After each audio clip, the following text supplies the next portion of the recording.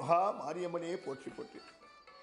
இன்றைய உரையில் நாம் பார்க்க இருக்கும் ஆலயம் கும்பகோணத்தில் அமைந்திருக்கும் படை வெட்டி மாரியம்மன்.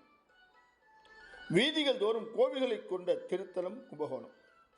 12 ஆண்டுகளுக்கு ஒரு முறை நிகழும் மகாமகம் இந்த ஊருக்கு பெருமையை சேர்க்கின்றது.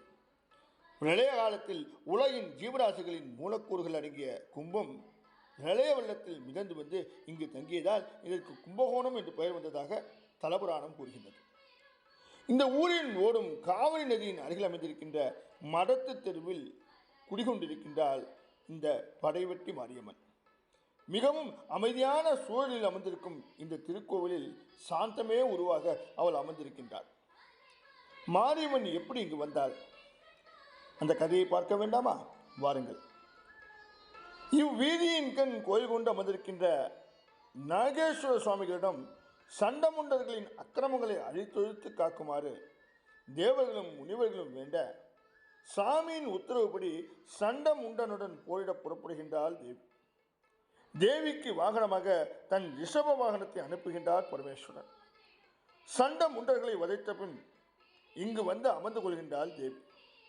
தேவிக்கு வாகனமாக இருந்த ரிஷபமும் அவளை புரிய மனமில்லாமல் இங்கேயே தங்கிவிடுகின்றது.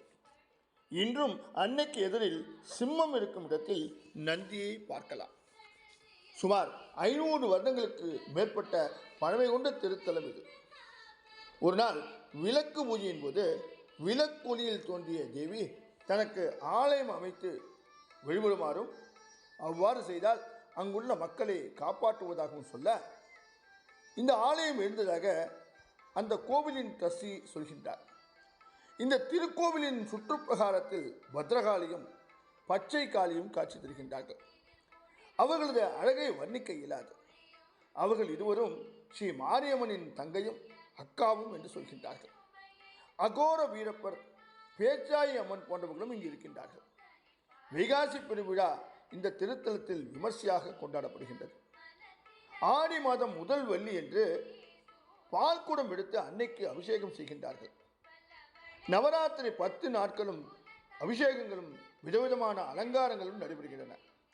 தங்கள் குறை தீர்க்க வேண்டி அம்மனுக்கு பக்தர்கள் நேர்ந்திக் கொண்டு தங்கள் குறைகள் தீர்ந்ததும் நேர்த்திக்கடனை நிறைவேற்றிக் கொள்கின்றார்கள். இந்த பகுதியில் சக்தி வாய்ந்த தெய்வமாக விளங்கும் இந்த மாரியம்மனிடம் உங்கள் மனக்குறைகளை தெரிவிங்கள், குறைகள் நீங்க பெற்று நீடூழி காலம் சுகமாக வாழுங்கள்.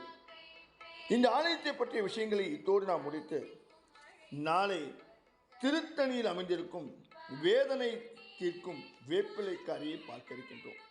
இன்று விரிந்து நாளை சந்திப்போமா? ஓம் மகா மாரியம்மனே.